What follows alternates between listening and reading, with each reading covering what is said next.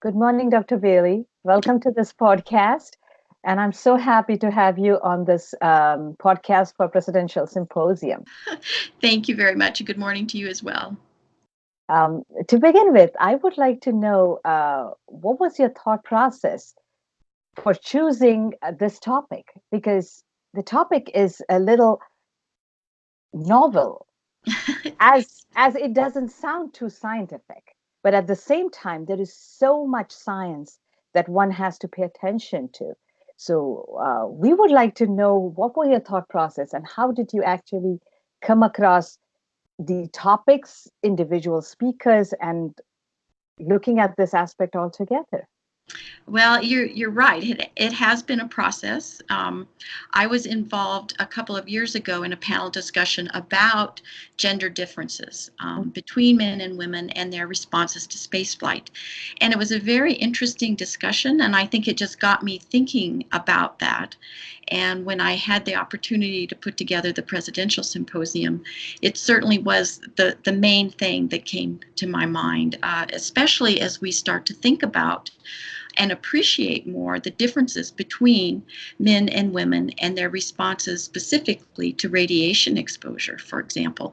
I think that's something that really has not been appreciated, and it's been very much underestimated, and something we just haven't really thought about very much. Welcome to this little podcast that we are having for Presidential Symposium. Thank you for giving me the time. And I would like to know a little bit more about this topic that you have chosen. It seems to be an exciting topic that I have never heard being presented at a science symposium.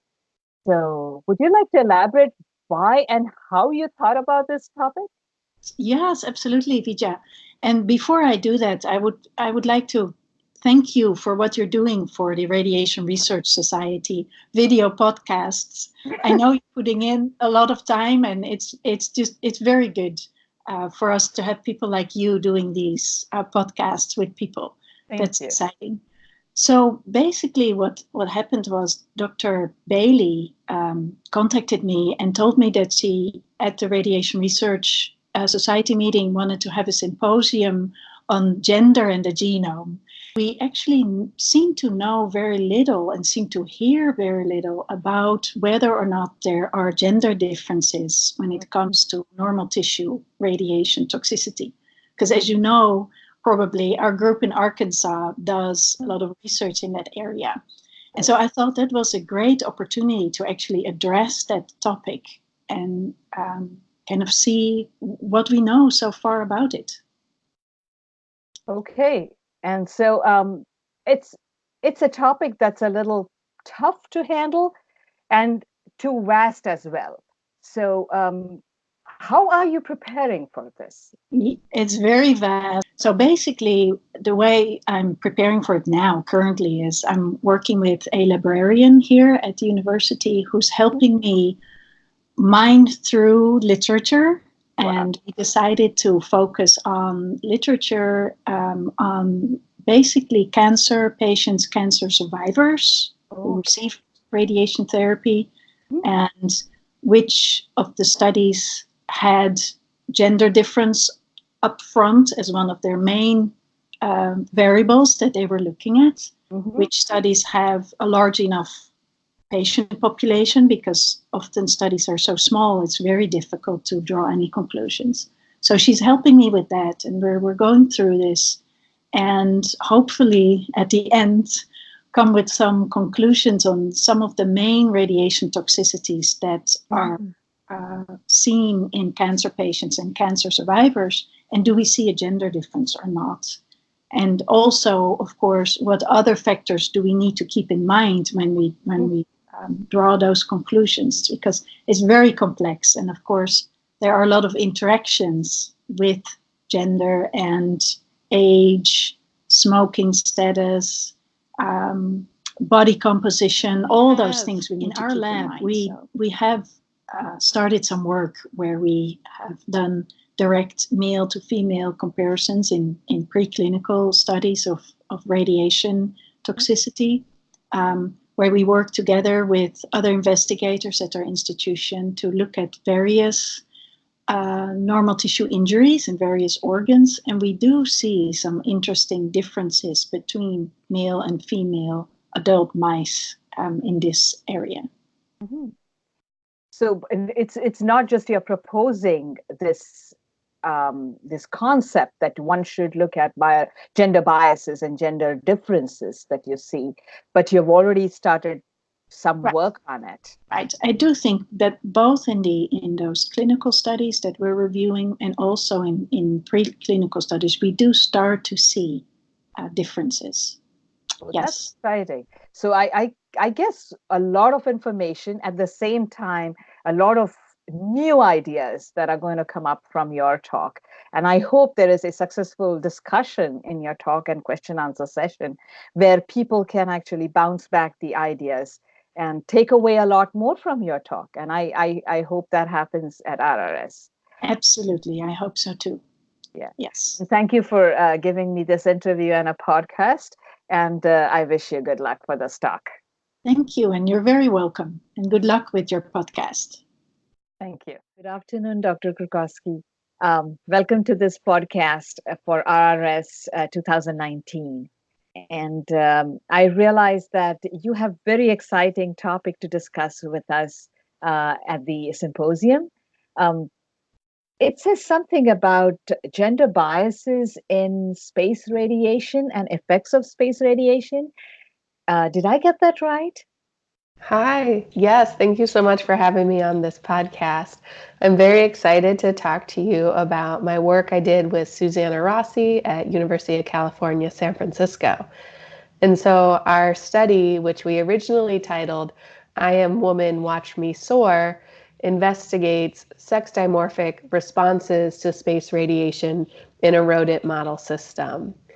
So as astronauts prepare for deep space journeys, one of the major obstacles they face is galactic cosmic ray or space radiation. Mm-hmm. Here on Earth or in the International Space Station, we're protected from this type of radiation by the Earth's magnetic shield. So there isn't a lot known about how this type of deep space radiation will affect the astronauts as they venture to the moon or to Mars. Oh, okay. So this is, people had not noticed this kind of effect, or people are looking at it more because now that we have missions to Mars? Sure.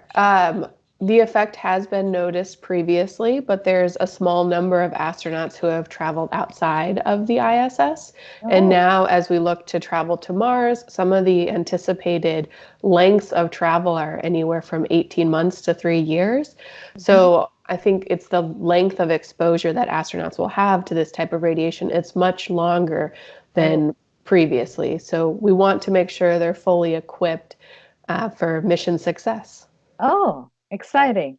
And how did you actually decide that you wanted to see the gender bias?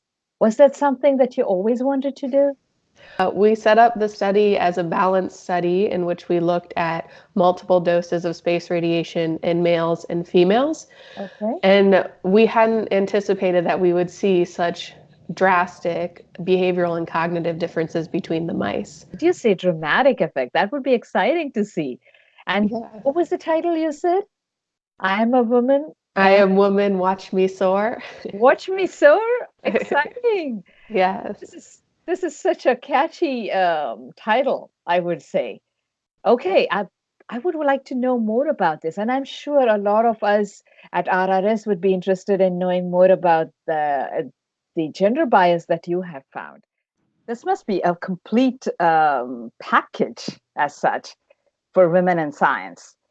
In addition, I wanted to know if the ECIs and SITs who are looking forward to take up new projects, would your session be an interesting one for them to come? Oh gosh, yes. I think they probably are one of the most important groups because again, they are the future. of the radiation sciences.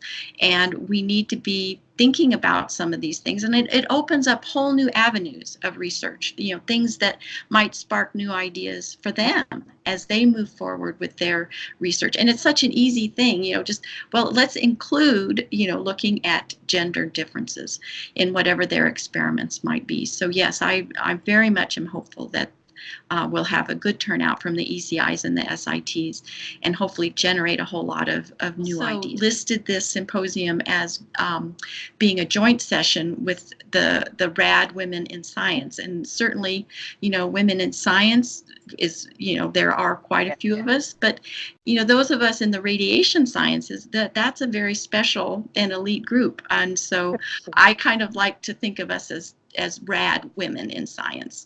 Thank you for giving your time to the podcast. And I hope everybody listens to this and comes for the symposium and gets well more benefited than I have been talking to you. Well, thank you very much. I look forward to seeing everyone in San Diego. See you there. Bye. Bye.